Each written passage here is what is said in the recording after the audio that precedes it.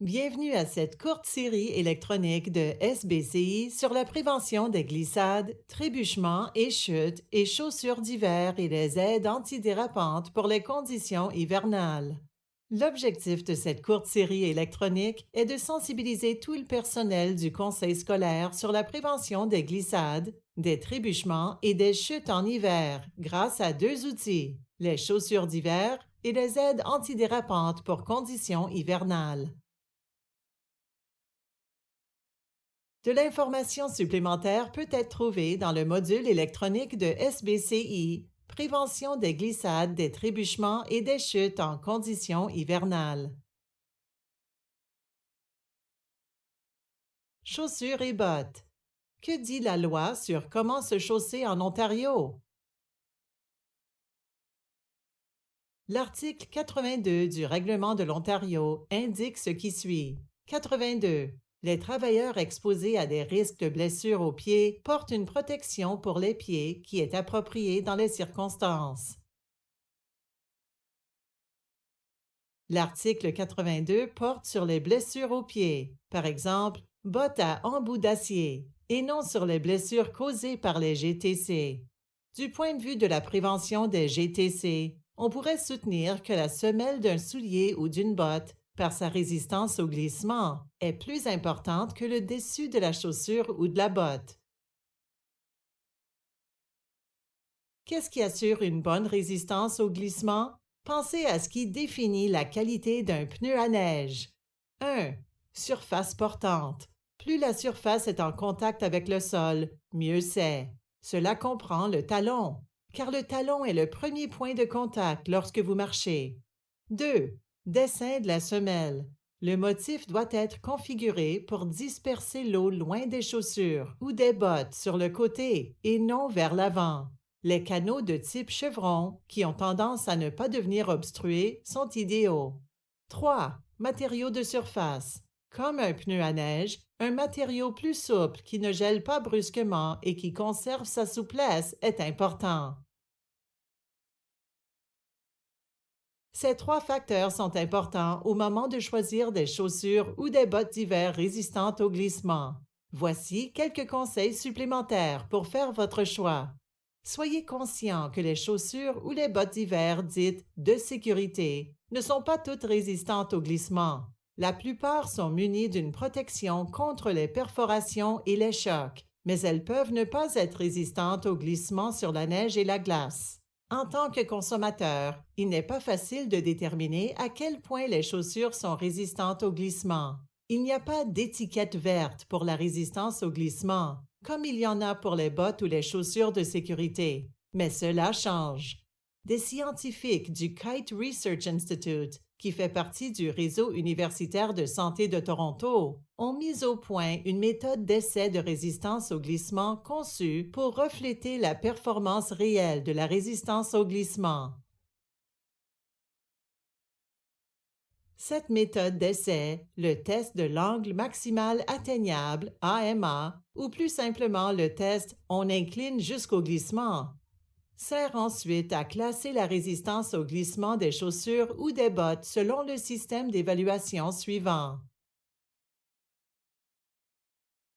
Le Kite Research Institute met à jour régulièrement sa liste de chaussures mises à l'essai. Les résultats se trouvent à ratemytreads.com. Leurs essais donnent des résultats intéressants. Ils ont constaté que, bien que la surface portante, le dessin de la semelle et le matériau de la surface fassent partie de l'équation de la résistance au glissement. D'autres facteurs jouent un rôle plus important dans l'augmentation de la résistance au glissement sur la glace. Ces facteurs sont l'intégration de nouvelles technologies et de nouveaux composés dans les chaussures. Les marques de commerce de ces nouvelles technologies et de ces composés comprennent Green Diamond, Ice FX et Vibram Arctic Grip MC.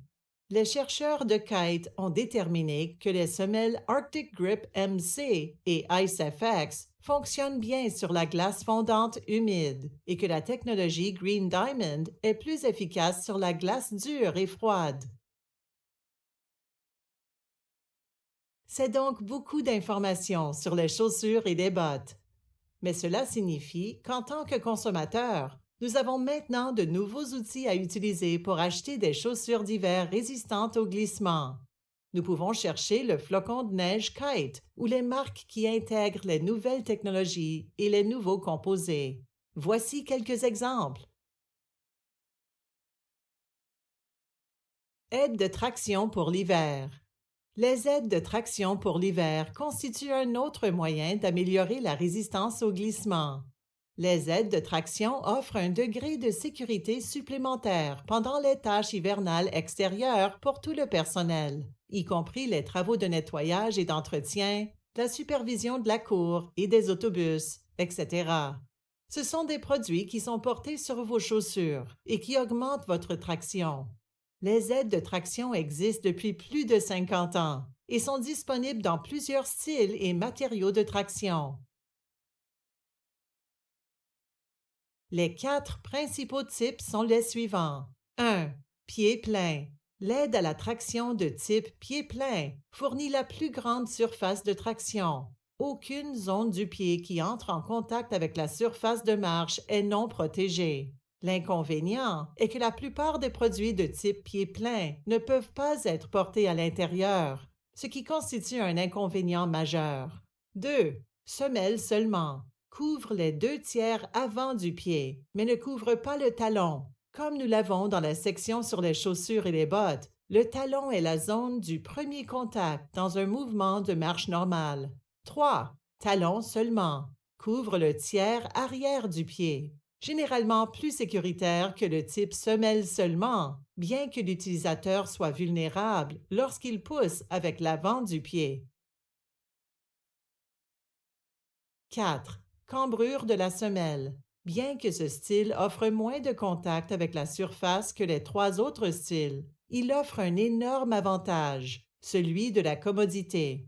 La plupart des aides de traction pour l'hiver de ce type permettent à l'utilisateur de tourner l'élément de traction, crampon ou rivet, vers le dessus de la chaussure ou de la botte lorsqu'ils sont à l'intérieur d'un bâtiment ou d'un véhicule, puis vers le bas de la chaussure ou de la botte lorsqu'ils sont à l'extérieur.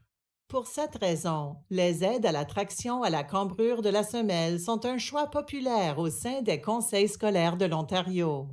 Une autre option, utilisée par les conseils scolaires qui préfèrent le style pied plein, consiste à placer les aides de traction à la sortie d'un bâtiment et à fournir un banc ou un siège pour que l'utilisateur puisse les enfiler puis sortir directement du bâtiment.